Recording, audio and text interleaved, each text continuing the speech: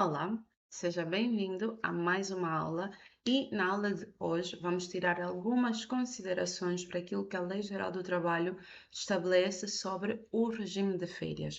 Afinal de contas, as férias são daquelas matérias que mais situações de conflitos e mais probabilidade têm de trazer riscos jurídicos para a esfera de uma empresa.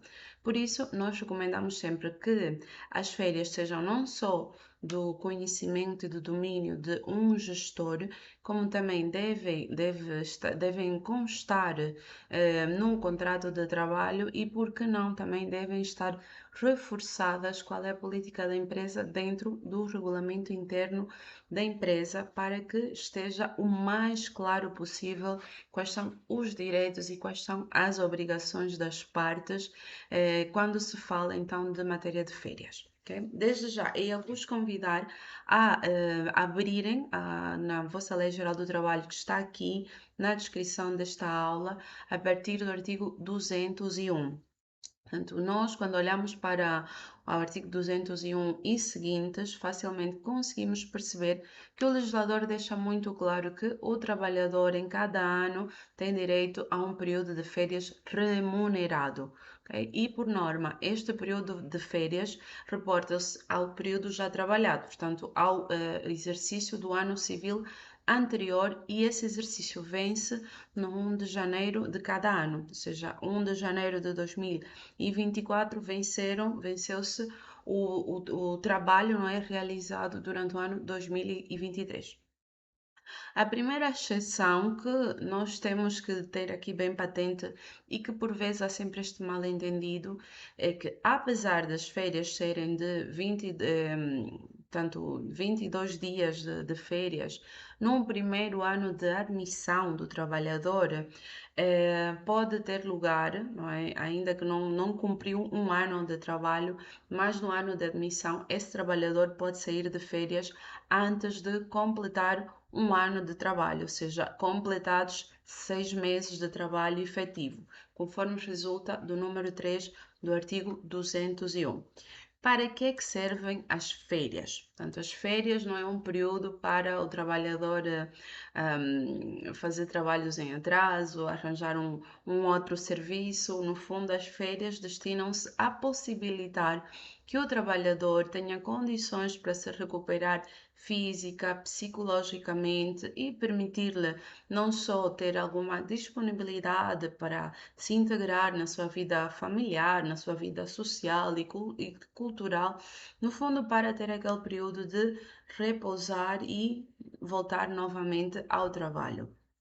Por isso, este direito, dada a sua importância, é um direito irrenunciável, ou seja, o gozo de férias não pode ser substituído, salvos em casos muito específicos da lei, em que é permitido que seja substituído por uma compensação econômica, que já vamos ver daqui a instantes, mas fora esses casos, mesmo que o trabalhador peça, não é possível que o trabalhador não goze o seu direito de férias. Okay?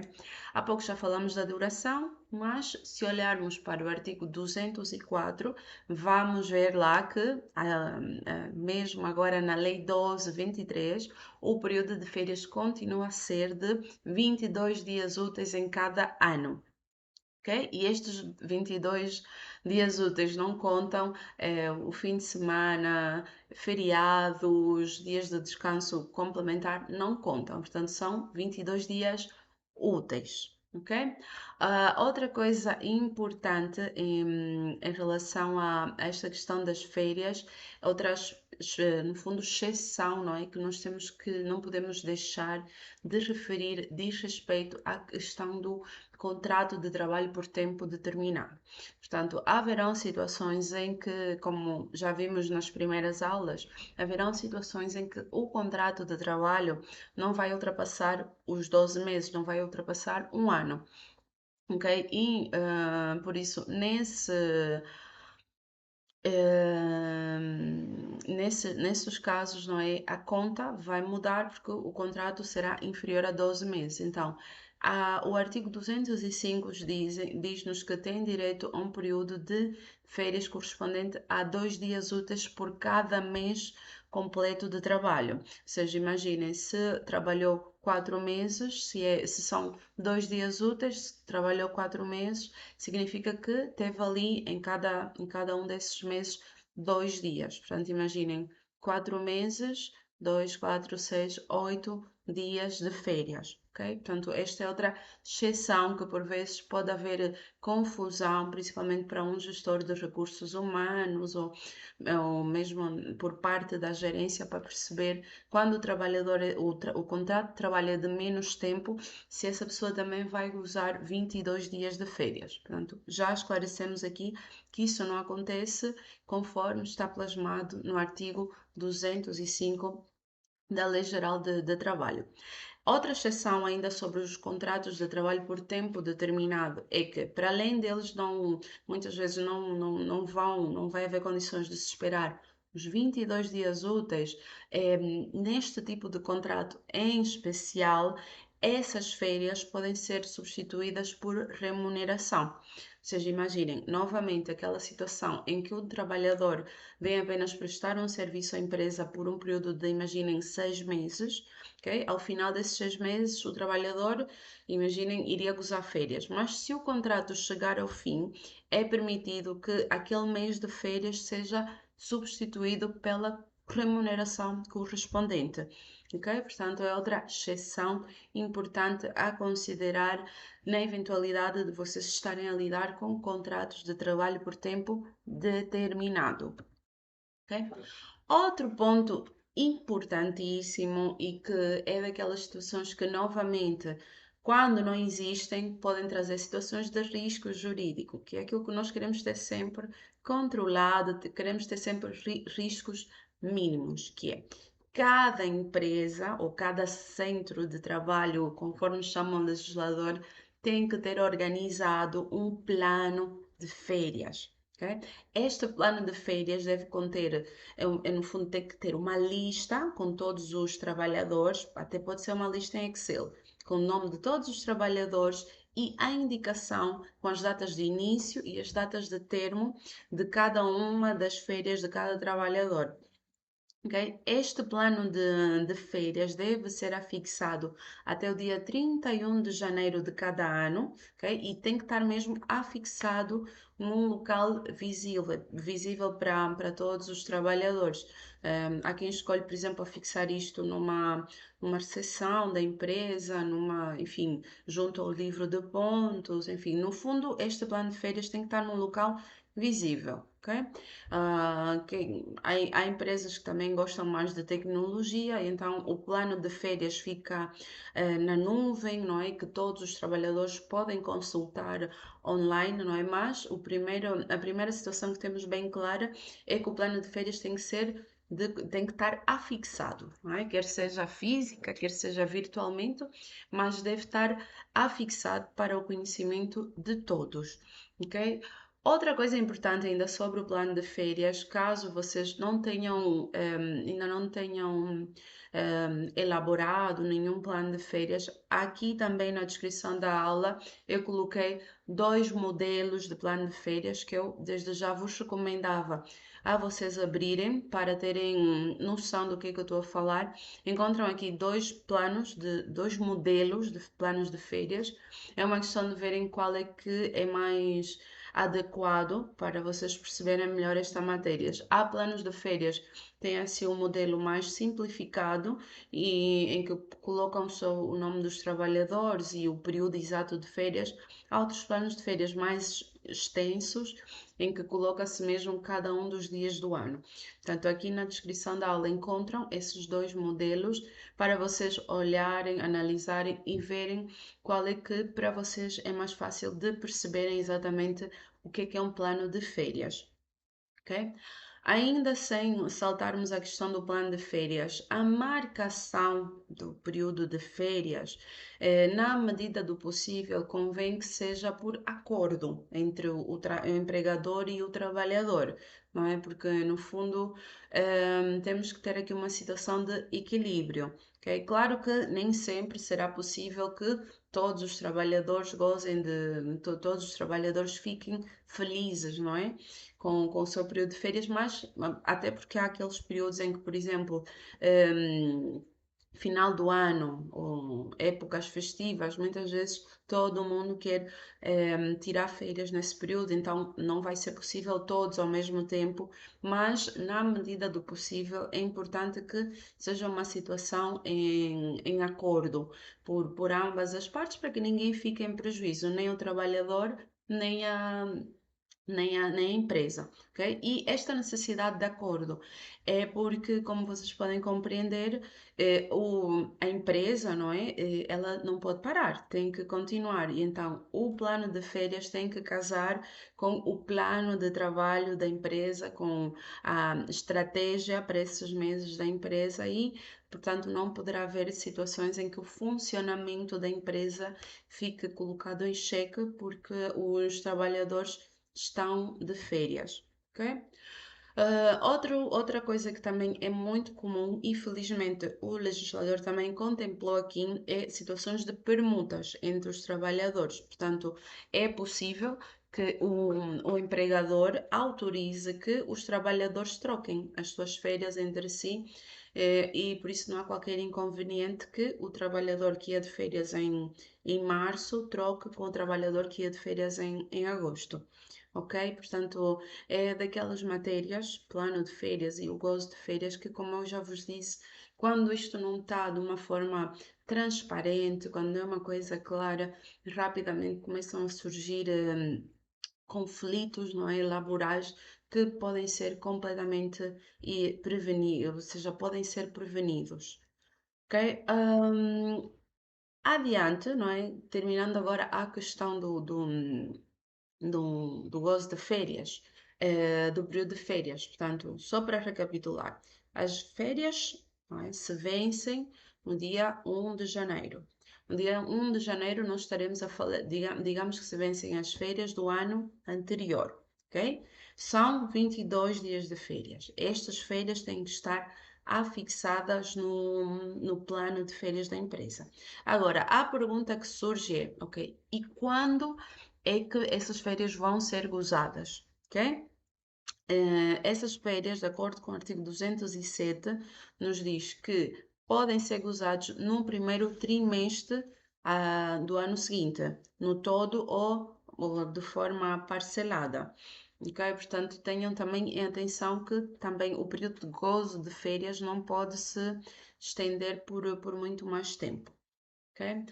Outra coisa que também é interessante, já acontecia muito na prática, mas agora está incluído aqui com letras bem garrafais na Lei Geral do Trabalho, é a questão da acumulação de férias.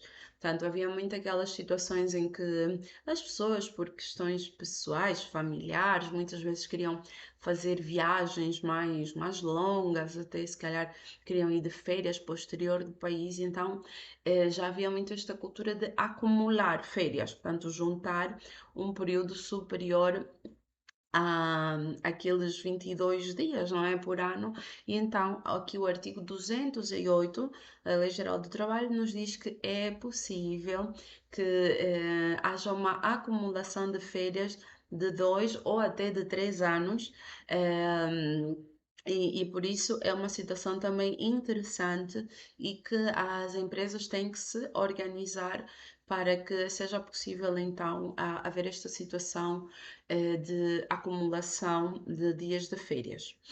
Ok?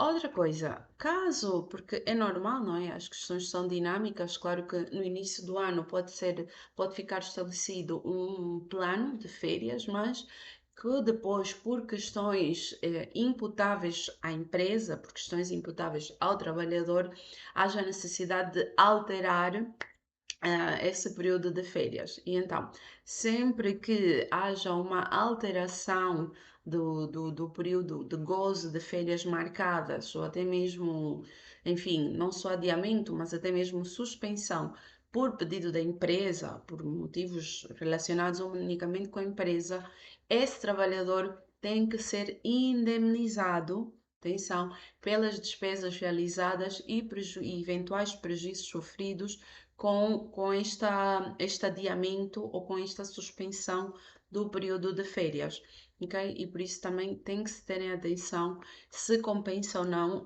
impedir ou pedir ao trabalhador que ele adie o seu período de férias, ok? Caso, por exemplo, temos também aquelas outras situações em que o adiamento das férias acontece por motivos relacionados com o trabalhador. Esses motivos, os mais frequentes, vão desde por motivos, imaginem, de doença ou alguma obrigação que o trabalhador teve que resolver e que não lhe permitiu que as suas férias tivessem início. É possível este adiamento desde que haja uma informação para o empregador, informando que as férias não começam naquela data, mas que ficam então para um outro período, ok? E novamente, isto aqui convém que haja sempre a questão de comunicação com a empresa, não é? Para que não haja então aquela situação em que o trabalhador julga que está de férias e na verdade a empresa já está a descontar o salário por faltas injustificadas. Ok? Esta questão também das férias, não é? Outro ponto que é importante diz respeito à remuneração. Portanto, as férias, de acordo com a nossa Lei Geral do Trabalho, as férias são remuneradas. Ok? Portanto, por norma, salvo se a empresa quiser dar benefícios ainda maiores, mas por norma, o período de férias é igual ao salário base mais eventuais complementos, ok? Portanto, no mês de férias, o trabalhador terá ainda direito a mais um salário correspondente ao seu salário base, ok? Outra pergunta que surge: esta gratificação do período das férias deve ser paga quando? Ok? Por norma, ehm, por norma, aliás, já acontecia na outra lei e nesta, felizmente, ainda continua a ficar bem claro que este período de férias tem que ser remunerado antes do início do respectivo gozo, não é? Pelos motivos óbvios, não é? Portanto, convém que se pague dias antes ou um mês antes do. Aliás, a lei nos fala mesmo em 15 dias antes do respectivo gozo. E por último, uma coisa que infelizmente, como pode perceber, não é das melhores soluções, mas ainda há empresas que, mesmo nos dias de hoje, simplesmente impedem, ou seja, não é um adiamento, é mesmo impedir que o trabalhador goze as suas férias, é uma guerra inglória. É uma guerra que é um risco que não compensa. Porque a lei nos diz que sempre que o empregador impeça que o empregador, o seu trabalhador, goze das férias, esse trabalhador tem direito a receber uma indemnização com o dobro da remuneração que deveria receber nesse período correspondente. Ou seja, nós já vimos há pouco que a remuneração do período de férias é um salário base. Se a empresa impede que o trabalhador vá de férias, ele, no fundo, já terá direito a receber a título de indemnização dos salários base. Portanto, é algo que impacta nas contas da empresa, principalmente se isto já for uma prática reiterada. Imaginem, se são vários trabalhadores que a empresa não é, decide ter esta prática, no final do dia estamos a falar algo que vai ter um impacto negativo nas contas da empresa e por isso é daquelas situações que simplesmente não compensa entrar neste braço de ferro com o trabalhador. Ok?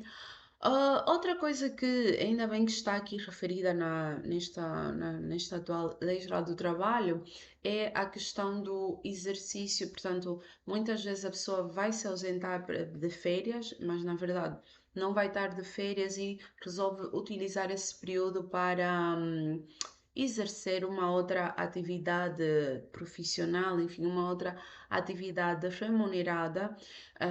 O legislador nos diz que o trabalhador não pode exercer um outro trabalho durante o período de férias. Ok? E o fato dele arranjar um emprego durante o período de férias poderá dar asos para responsabilidades de cariz disciplinar. Ok?